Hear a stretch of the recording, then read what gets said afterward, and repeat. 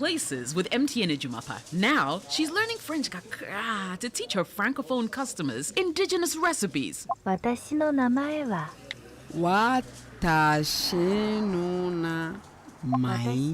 Boy. Whoa, she's learning Japanese too? Watashi. What? If you're a woman with a small business, join MTN Ejumapa today by dialing *5060# and enjoy 150 megabytes data, a lifestyle bundle for social media, free MTN to MTN calls every Monday, and an insurance cover. You will also gain access to expert training, discounts on digital tools, and financial support to grow the business of your dreams. Terms and conditions apply. MTN.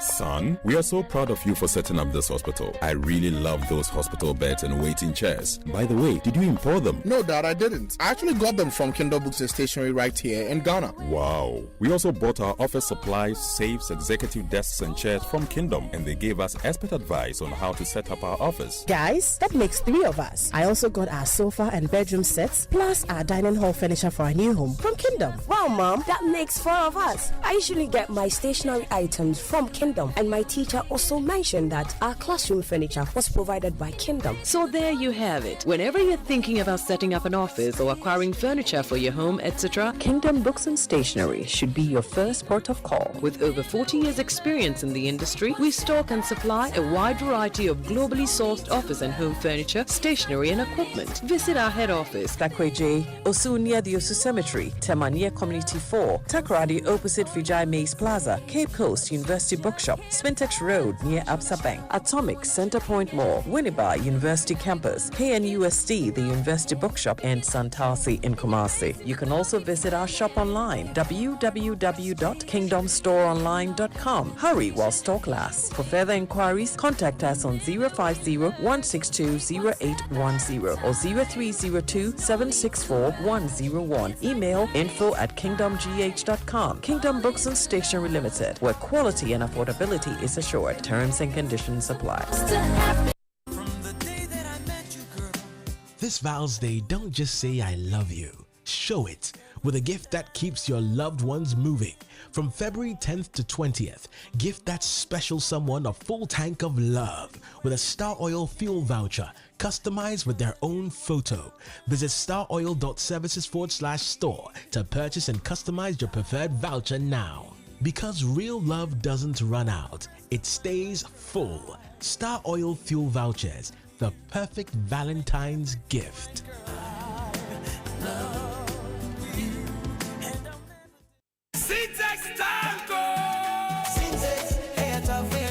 If you want quality, this be where you belong. Hey, tough, hey, strong. Oh, gonna shout and sing the song. When the sun they hot, syntax no break. When the rain they fall, still no shake. Builders they choose and plumbers they prove. Any project you they start.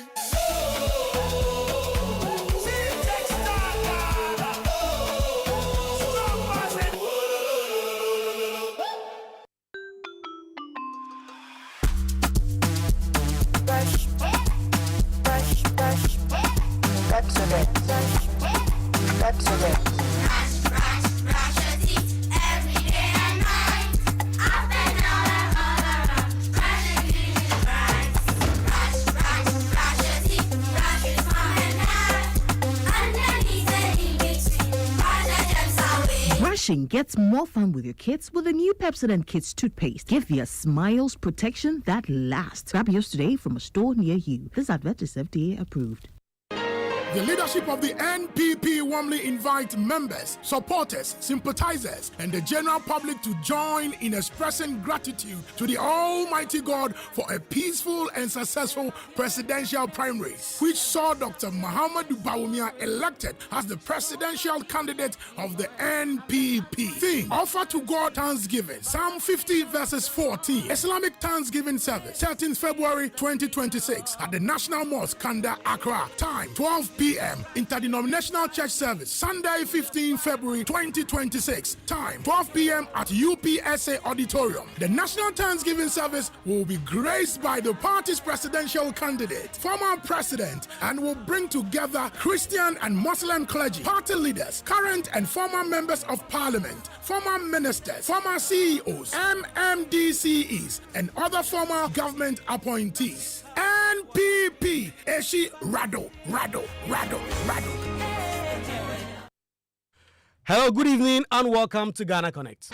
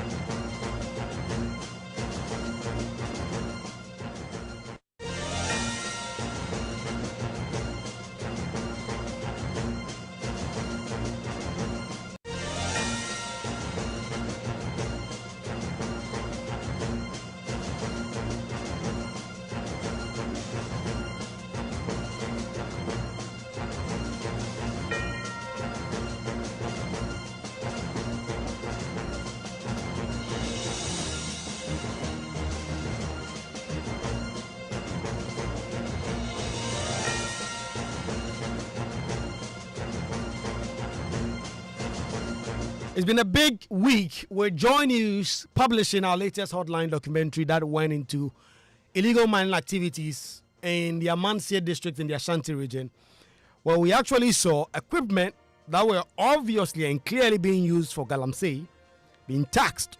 So the district assembly is raising revenue from materials that they know obviously is being used for illegal mining activities. It's really set a storm with people really angered about the situation because, as we know now, district assemblies are becoming such a weak link in the fight against illegal mining. And today we try to get some answers. But for those of you who missed out, here is what the documentary uncovered when my colleagues Nana Boachi, Yadom, and Clinton went to the grounds.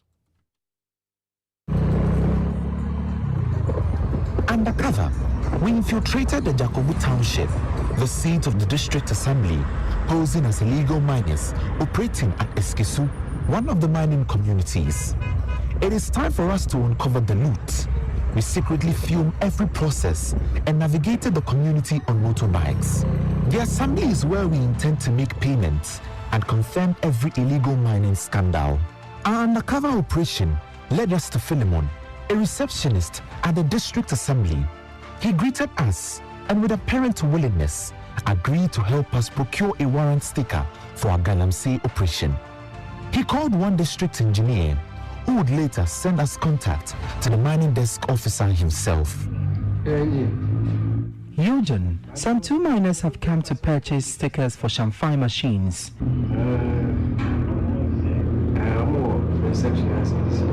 Afternoon. Good afternoon. Boss Macho, okay, you buy me a sticker. Hold on, let me send you the number of the officer.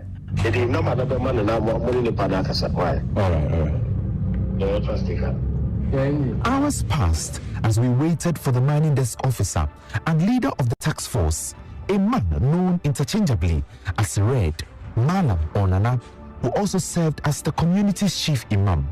Our wait was prolonged because he was reportedly out on an operation collecting the tax from illegal miners. Despite Philemon's call to the officer going unanswered, we pressed for alternatives. We were informed that the collection was a collaborative effort involving the district assembly's revenue office and the tax force. However, the revenue office had already closed for the day. Apart from Malam, the sticker and a revenue for 1 minute or minute. Malam and the revenue officer are the only people who can issue a sticker, but for revenue, it's on rare occasions. Payments were allegedly collected on Mondays and Wednesdays alone. Later, we managed to speak with the head of the mining desk on phone. He confirmed the 3,000 Ghana cedi payments for Chamfan machines and instructed us to wait for his arrival, which was very uncertain. That is a tax for Galamsey. A very, very, very, disheartening expose. And one of the producers, Nana Boache Dankwa Yadom, is on Zoom connecting with us on this important matter. Nana Boache, it's good to have you connecting with us. Hello, Nana Boache. It appears Nana Boache's connection is faltering. But Kwaku Asante speaks for the Lands Ministry. He's connecting with us on these conversations. Kwaku, it's good to have you connect with us. Shandoff? Yes, I said the pleasure is all mine. Okay. And is Nana Boache back on the line with me pretty shortly? I'm on, Kwaku. Yes, Nana Boache. So we'll also be joined pretty shortly by Awula Sewa. We know of the work she does with illegal mining. A very good friend of Shandoff for that. And then Patient Stay and Clenam Tamaklo, anti-Galamsey activists who are actually about to embark on a protest. Nana Boache, tell us about this groundbreaking work you did, what you found, and why this is so important in the fight against Galamsey. Well, Kwaku, just as you aired the excerpt earlier, it's all talking about how local government authorities, ones who are representing government at the local local district or the districts, are in themselves operating with illegal miners, giving them receipts and taking their monies for them to continue with the destruction that we've been complaining about. And this is all happening in the Amancia Central area in the Ashanti region, where the details we had earlier came from our whistleblowers indicating to us that they were being charged 3,000 Ghana cedis for Chanfan machines and then 30,000 Ghana cedis and even more for the usage of excavators. And this triggered us to move into the area undercover to pose as illegal miners ourselves and then get to understand the situations and also bring out first-hand evidence as to whether the details we had were true or not. And clearly from the investigations that we went in there to have or to do, we realized that indeed this is something that has been happening. And surprisingly, it started just last year by the new administration, in fact, by the new DC who are taking over. And he decided to set up this particular taxation system to raise revenue for the district. And the question we ask ourselves is, how do you raise revenue with illegality? And this is a question that as at now we are unable to get answers from. We went through all the processes that any ordinary illegal miner will go through in the district.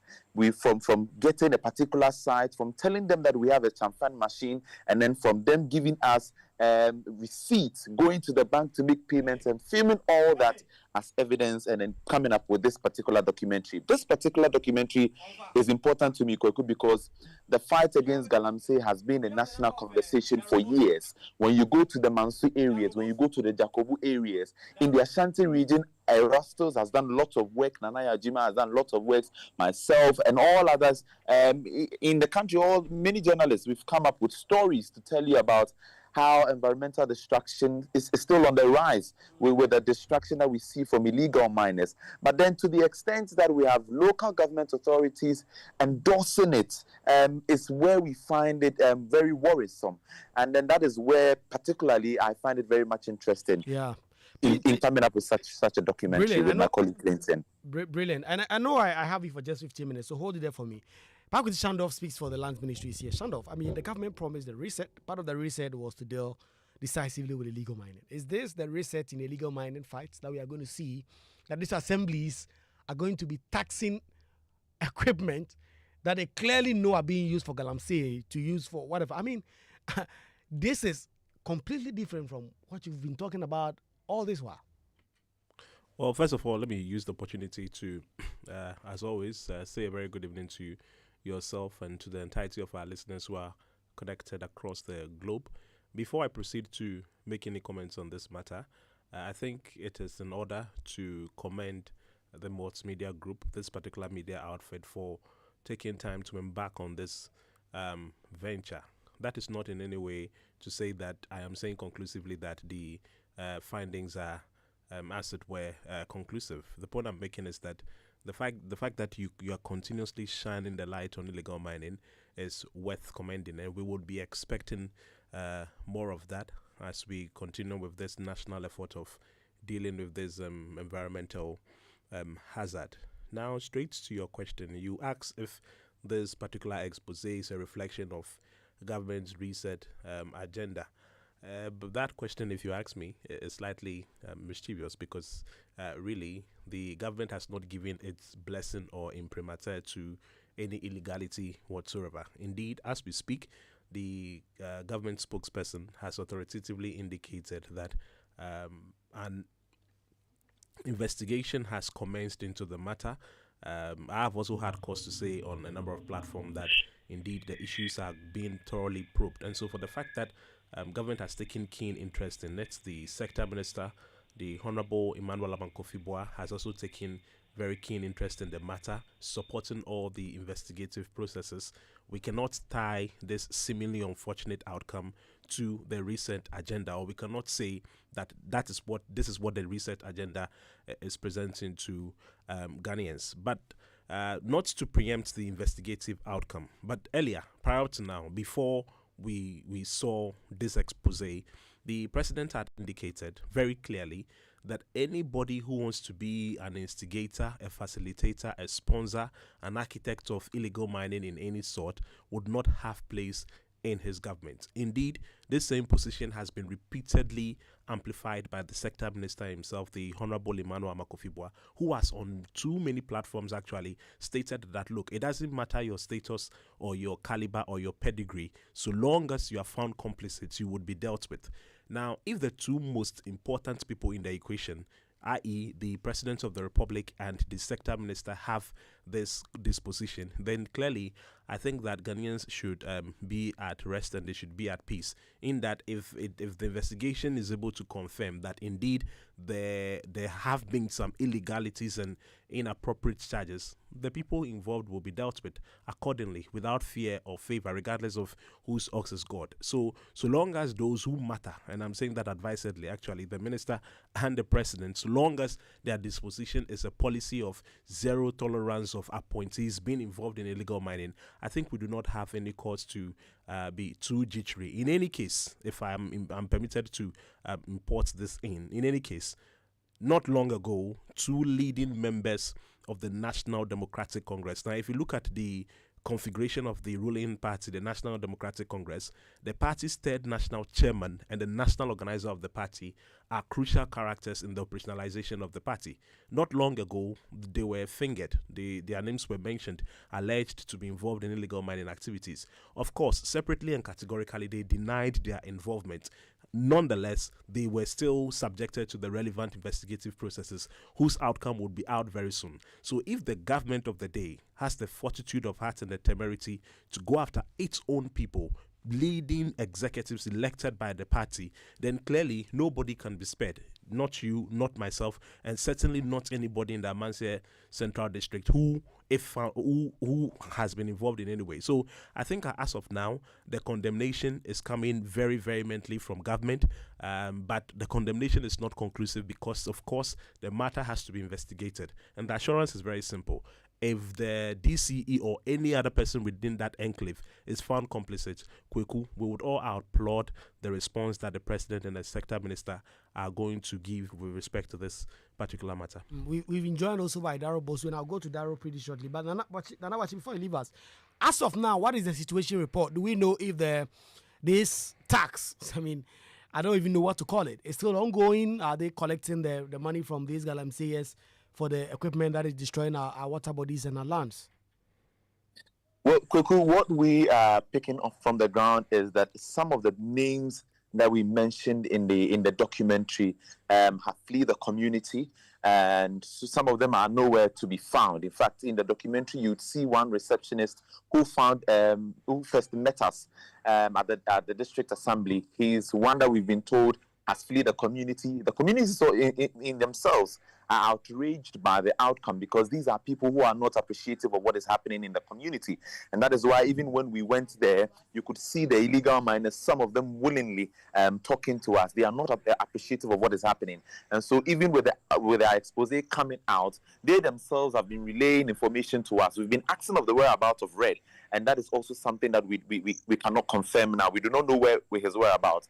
But before I leave you, one thing that I must also commend government for is the swift response to our documentary, and that is very much commendable. But then what we were seeking, or what we're looking for, is the immediate interdiction of this particular DCE, because categorically in the documentary you hear him mention that he has given power to the tax force. It is he who has given them the authority to go on and collect these taxes. And so we were looking up for his immediate interdiction. Interdiction not necessarily means that we should remove him or something. What we are looking for is, yes, indeed, we believe in the rule of natural justice and that we should hear his side. But this is somebody who has vehemently confirmed that he has given a tax force the chance to go ahead and tax people engaged in illegal mining. Kweku, we went into the community not as small-scale miners. We posed as illegal miners. Nowhere in the documentary, nowhere in our investigation did any of the officials we engage ask us of our license or ask us even of our names. We went there as illegal miners. Knowingly, they told us to go and make payment to a bank account that they have named Main IGF. This tells you that it is not just a matter of illegal mining, but then that an insight of corruption all bulked together happening at a local district assembly. And so this is, for me, something that does not even need a second-tier investigation. It is for us to look into what we have brought out right now, that is the investigation, look into the petition that we've sent to the president, and see that this person stands aside from the position he holds right now while the investigations continue. Whatever the outcome, we are fine with it. And while we are appreciative of government's efforts, these are some of the demands that we were swiftly expecting of government. But all put together, rule of natural justice must work. But we are also looking out for some immediate actions from now up until they are done with their own investigations. Let me quickly touch on the interdiction. Just let me quickly touch on the issue of his interdiction. Indeed, that concern has been very rife, how that so long as he's in office, his presence may compromise the quality of the investigative process. Again, I want to assure Ghanaians that if we look at the mechanism that is being deployed in this investigative setup, even if, he's still in office, it would not in any way compromise or dilute the quality whatsoever. But I'm sure that in the course of the week, there'll be communication about his presence or otherwise. But I'm saying that even if he still remains in office during the period of the investigations, Ghanaians should be rest assured that the nature and the protocols that have been deployed for the investigations make room for no interference whatsoever. Daryl, and Abachi, thank you very much for connecting. Daryl, this is shocking. The last part of the point that Nana makes, that these are journalists who go undercover and actually say that, listen, we are here to do illegal mining. And then the people say, well, we don't care about your license. We don't care about anything. Just go. So long as you go and pay some tax on the equipment you are going to use to do the illegal mining, please, you are free to do so. This is a nail in the coffin of our so-called fight against illegal mining. No. Good evening, brother. I must say that not on of state agencies. Hello, Daryl. I think we have a bad connection to you. We'll try and fix that pretty shortly. We'll call Daryl back on a better line. Daryl's line is not good. But Shandov, the question I was asking Daryl, and Daryl get back with Awula Sewa. Okay, I have Awula Sewa. So let me talk to Awula Sewa also. That people posing as underground, journalists undercover, they go there to do illegal mining, and they are saying, please go ahead, do the illegal mining as much as you want, but just go and pay some tax on your excavators and your champagne. Really, this is the fight against illegal mining? Yeah, good evening. Obviously, as CSOs have been saying for a while, the whole fight against illegal mining is compromised. Thought that as soon as this expose aired, the DCE would have been removed from office, even if it's a suspension, because the perception is that we do not appreciate the seriousness of the situation. From where I'm sitting, it should have been protection for illegal mining because, for example, chanfans are banned. So there's no way you can tax anybody for a chanfan. So we know that people are engaged in illegal mining. So long as we get the money from it, it doesn't seem to matter. When we face an existential threat, we are being poisoned. Our water is poisoned. Our food is poisoned. Our forests are being decimated. And the local assembly deems it fit to be complicit, or shall I say allegedly complicit. I think it's a sad day for Ghana. And it shows why the fight against, or the so-called fight against illegal mining isn't going as far as it should go because there's too much complicity. Interesting. Daryl, are you back? Please, if you can talk to this point for me. Yes. Can you hear me? Loud and clear. Okay, good. So I was just saying that it's unfortunate that the whole fight thing you say is more than proactive. Because I said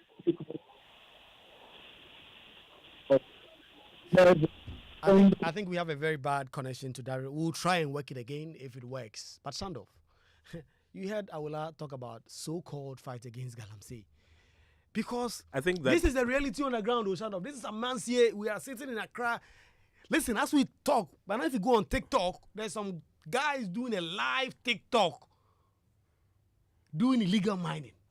I mean, in Accra, we are fighting illegal mining. Kwaku Asante, I do not think, first of all, I do not think that characterization of illegal, I mean, the fight against illegal mining, I do not think that characterization is fair.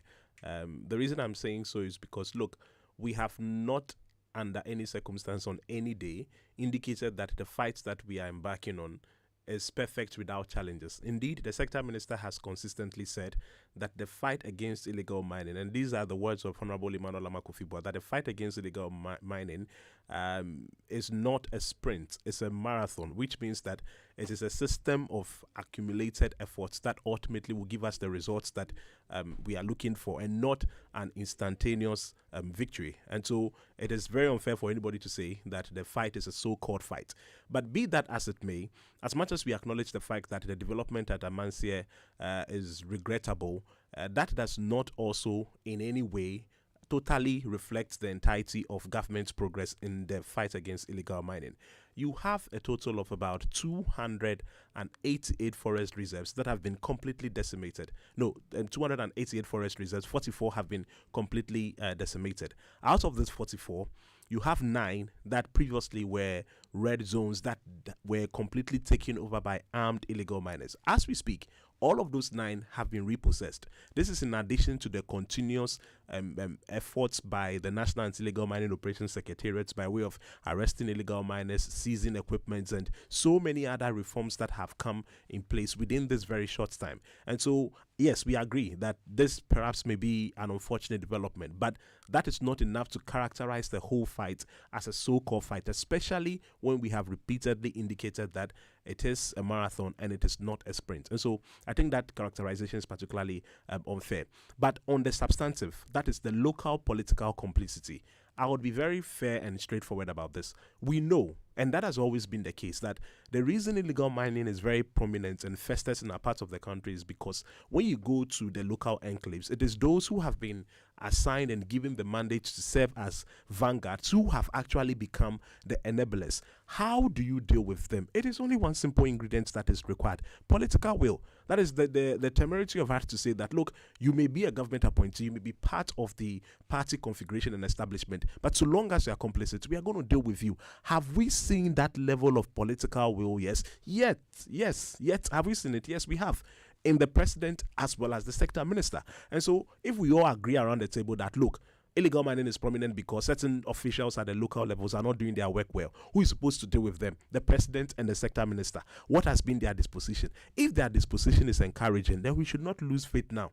Disposition alone does not fight illegal. But disposition is what. Disposition is what we have the willpower. We absolutely, have to do this. Absolutely. But if illegal mining is festering down there, then what's the point? Disposition is what would inform action and policy intervention. That's the point. And that is the reason, as we speak now, translated. That is why, something as we real speak, on the ground. That is why, as we speak now, I'm saying an investigation has effectively commenced. We lived in this country. That has seen the same DC still opposed. We were here in this country years ago, not so long ago actually, where developments of this nature came up, and we, without even any thorough investigative processes, the characters who were involved were deemed as being cleared by no less a person than the president himself. We lived once upon a time in this country and experienced that. Are we seeing the same thing now? Absolutely no. And I do not even like doing the relative comparative political analysis, because sometimes it appears like an equalization or a cheap attempt at scoring political points. But that is not the focus. I just want us to have a broader conversation. A few years ago, when developments of this nature came, there were justifications to the effect that, well, the party needs money. The government of the ruling government needed money. We heard all of that. Party Hiasika. We heard how that even the president would, back then, come and clear people, even without any thorough process of inquiry or probing. Are we seeing the same thing now? Absolutely not. And so that is why I'm saying that, as unfortunate as the situation may be, we cannot also throw our arms in despair and say that, look, we have lost it entirely. Honorable Emmanuel Amakofibua has the disposition that does not permit illegal mining. The president is in that same frame, reason for which the investigations have begun. Within the course of the week, I want to believe strongly that the outcome would be one that would excite all Ghanaians. And Kwaku, I'm reiterating it again. If the DCE or all the relevant actors in that particular space are found complicit, you can hold us to it. They would not be spared. It is as simple as that. I do not have to necessarily relate to you the number of meetings I've sat in on this particular matter and the assurances that have been conveyed, and how that the sector minister is extremely displeased about the matter. But take it from me that it is something that he's not happy about, because why should we be sitting in Accra having all the conversations, rolling out all the intelligent policy informations, engaging in all the enforcement of regulations and all of that, then a few people, as it were, would sit somewhere and then be enabling it. Whoever is found complicit in this matter will be squarely dealt with, and that is a promise and an assurance that the Ghanaian people can hold. Daryl, is that assuring? Well, I must say that it is not, because either the government is very proactive to avoid some of these things from happening. We've been doing it for a long time. When this government came, they could have had a strategy that was backed by it. But unfortunately, we have a system where the centralized, with 9 months set up to rather be the agency going on the ground to deal with it.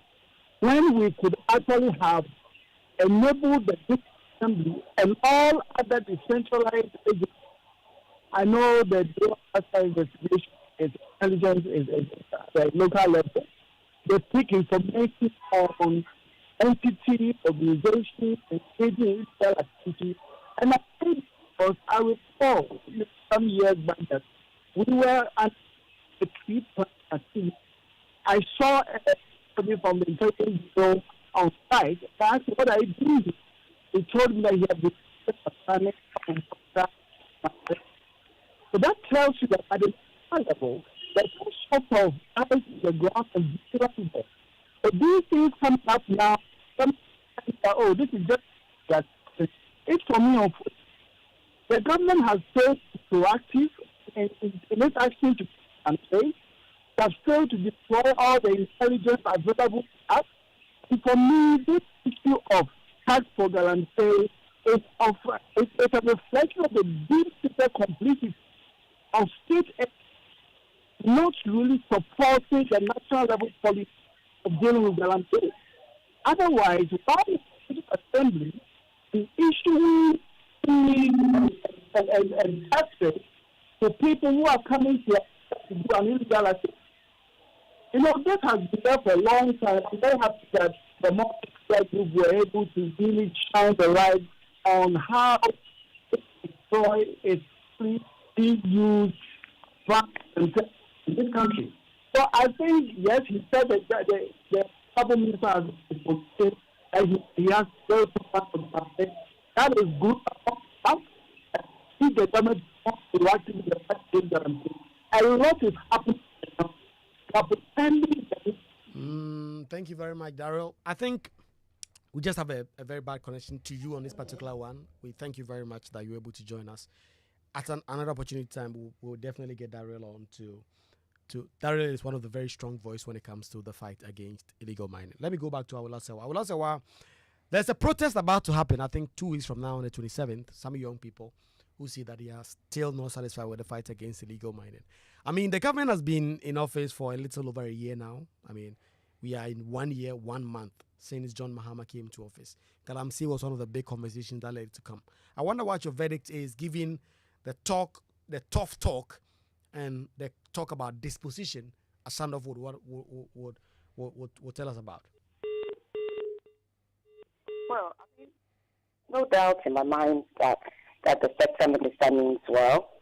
But the fact of the matter is that I remember when they were in a position. For example, Honorable Sam George was saying that if the political will was there, the president is commander-in-chief of the army, and he could get rid of illegal mining in 4 months. I stand to be corrected that there is something that came out from there. And now we have been in power for over a year or about a year, and illegal mining is still raging on. Every day I'm sent messages of rivers being polluted, illegal miners happily carrying on. And then this expose, I thought that immediately it aired, those involved will be at least suspended to give the public the confidence that we take the matter seriously. This did not happen. It was clear protection for illegal mining. And let me say this, illegal mining was going on under the past administration precisely because persons allegedly close to the administration were involved. Now it seems to some persons that we have voted for musical chairs, that the same thing is going on.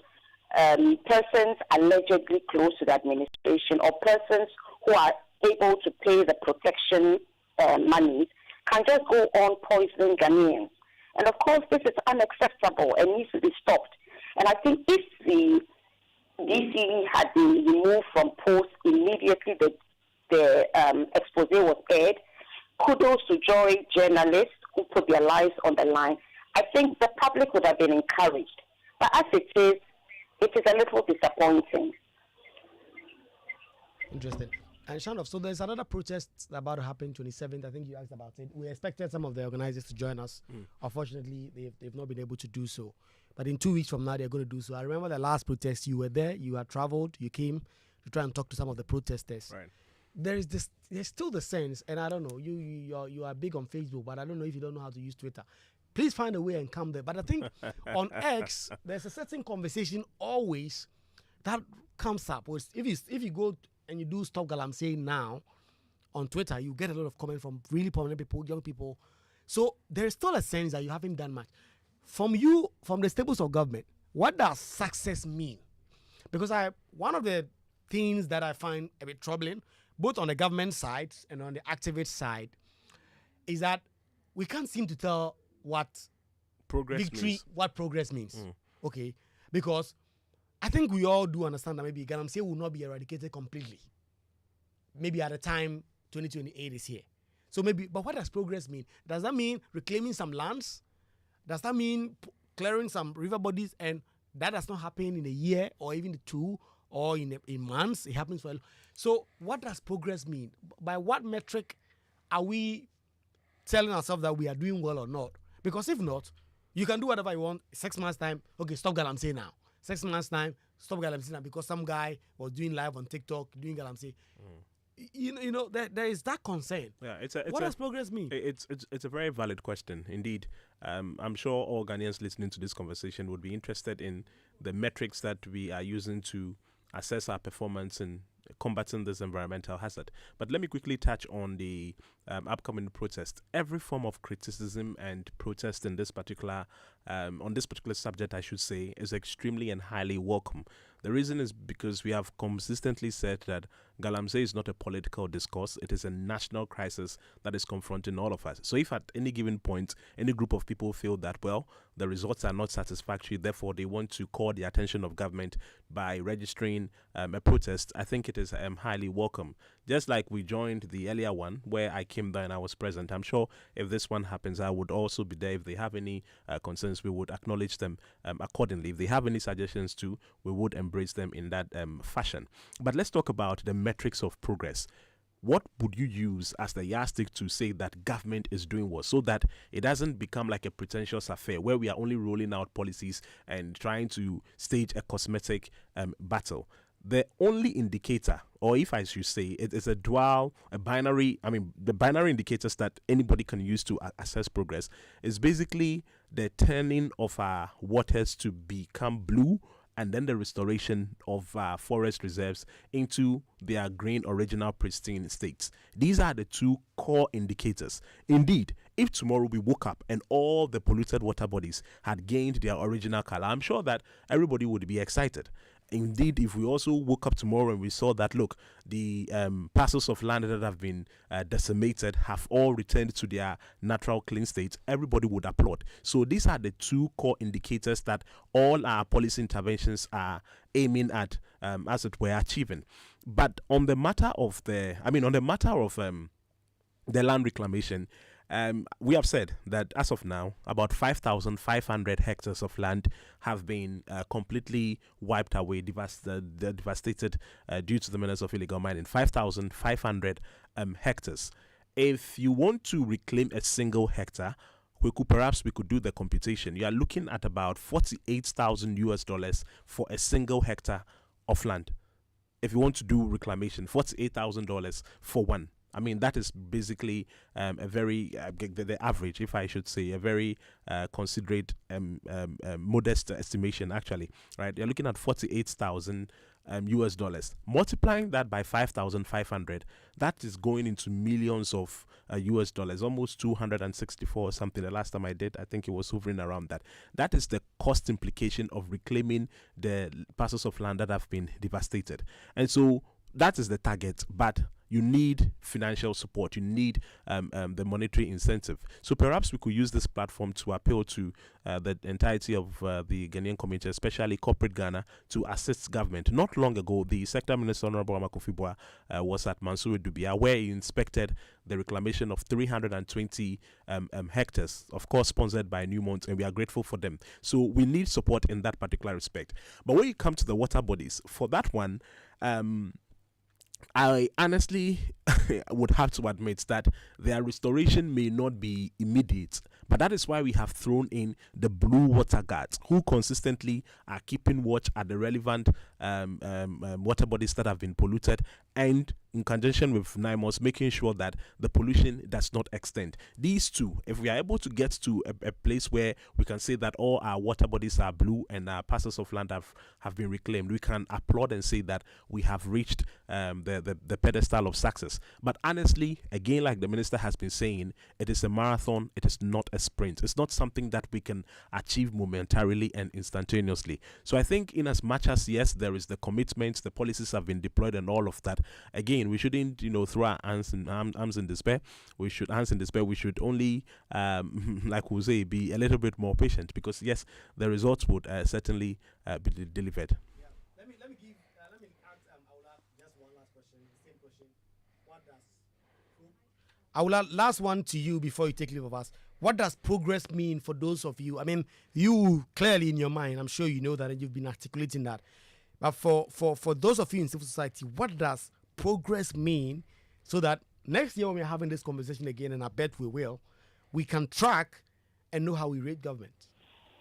Well, progress would mean that from now on, we need to analyze our water, and then it needs to be published. And it's not just about turbidity levels, it's also about the heavy metals and toxins. But let's be clear, even if the water is clear, it doesn't mean it's safe. Let's be very clear. So it's not just the question of the waters regaining their color, which is a good thing, but it's also about the heavy metals and toxins within the water. We know that mercury, cyanide, arsenic do not have a color. So let's be honest about the seriousness of the situation. So if, for example, the key water bodies, the results are published, let's say, every month, then we can see whether we are making progress or not. If you recall, a while back, 20 years ago, the Akosombo Dam we used to publish the levels of the water levels and we know where we were going. The same thing needs to be done with the water. And we need to be clear that we don't have time. We are on the verge of an ecological catastrophe. We talk about blue water guards, but there are community members who are prepared to help the fight against illegal mining. And it's a shame and a travesty that the Action 25 are being prosecuted because they were trying to protect the Action 2 stream, the only source of drinking water within the community. We've asked for charges to be dropped. They haven't been dropped. And that's again an indication as to how serious we are in the fight against illegal mining.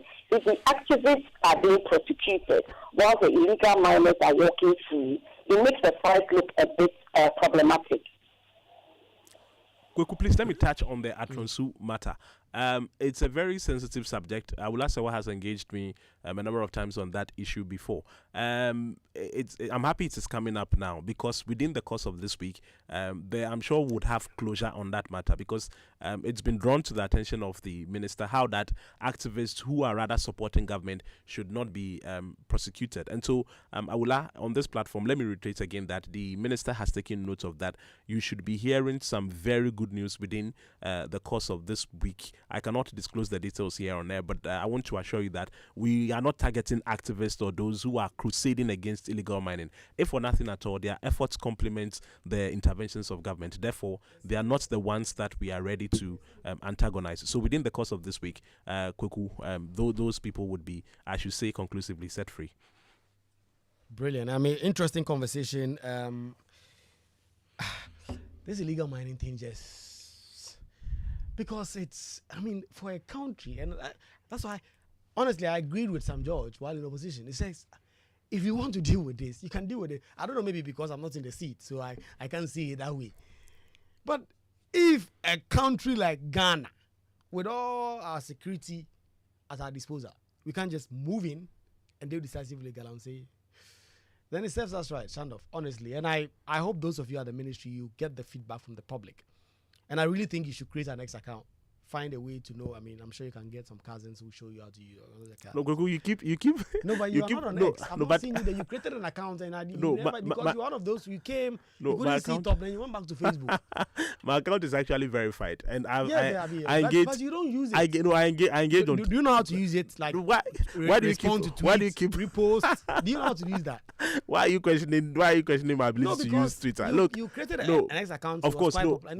My feedback. You know, yes, I appreciate it. Okay, my workload is a bit cumbersome, and so if you are seeing me on just Facebook and not on X, it doesn't mean I don't know how to use X. But yes, it's a concern that is well noted. Would engage accordingly in that respect. But just to wrap up, if I may, you make mention that the matter looks very simple.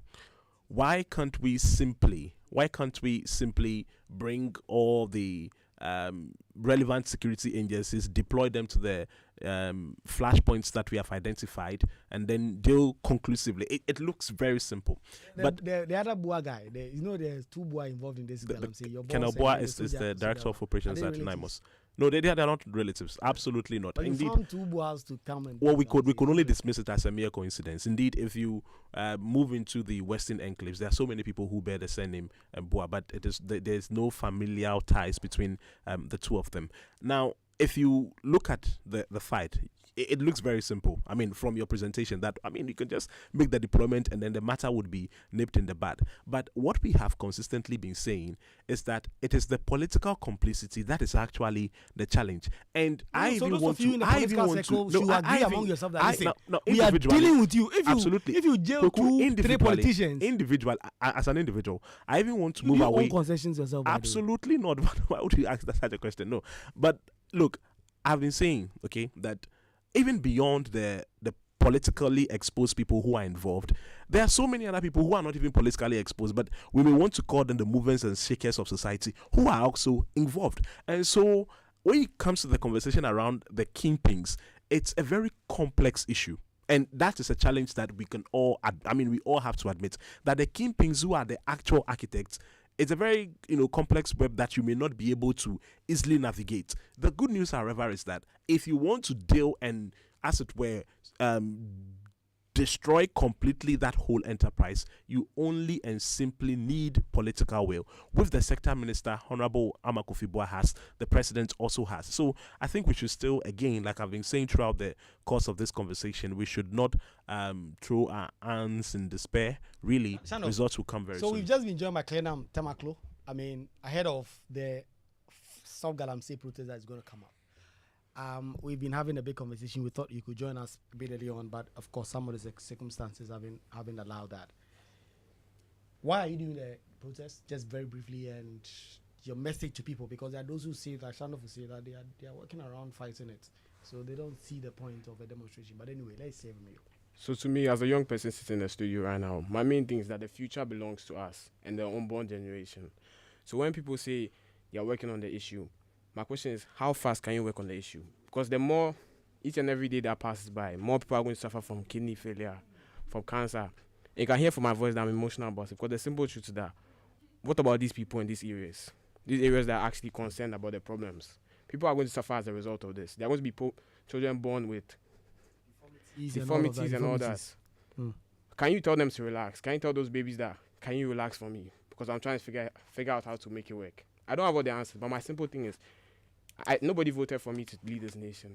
Nobody voted for me to take action. The main thing is that, how can we make sure that this happens? Our main thing is that we have to protest. We have to tell the government that enough is enough. Otherwise, we'll be taken for granted. Those children's lives are going to be taken for granted. So that's why I'm hitting the streets. That's why I'm hitting the streets. What are the details? On the 27th of February, we are going to hit the streets at the opposite Osu Cemetery.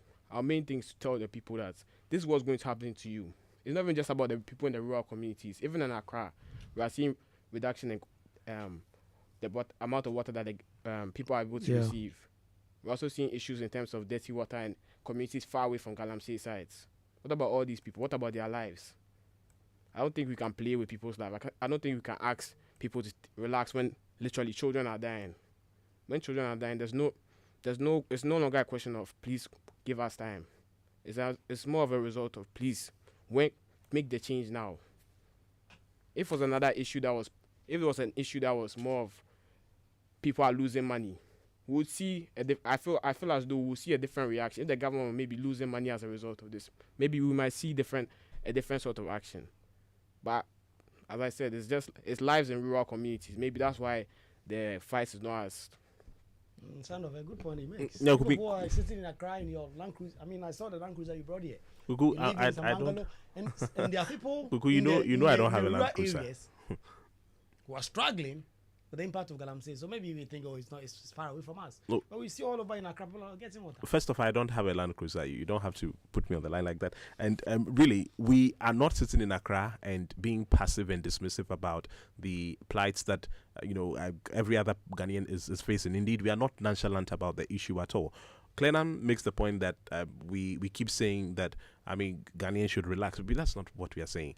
The conversation that we've been having repeatedly is that illegal mining, of course, we all know did not start today. However, over the last 8 years, it has particularly deepened, and the extent of devastation that had occurred over the last 8 years is not one that we can instantaneously redeem within this allowable period. And so that is the context of the conversation, that look, we are trying our best. Government is rolling out, all of its best interventions. It's firing from all cylinders. However, if you look at the gravity and the quantum and the pedigree of the devastation, you would not be able to undo the damage instantaneously. Okay, and so that context is important. But like I told you before Clenam walked in, we appreciate the fact that you want to come out and protest, express your reservations, vent your spleen, and register your dissatisfaction. It is one that is highly welcome. Indeed, we have always said that, look, we are a listening government, and the sector minister, Honorable Amakufibua, is excited about some of these things because it creates the room for broader national discussions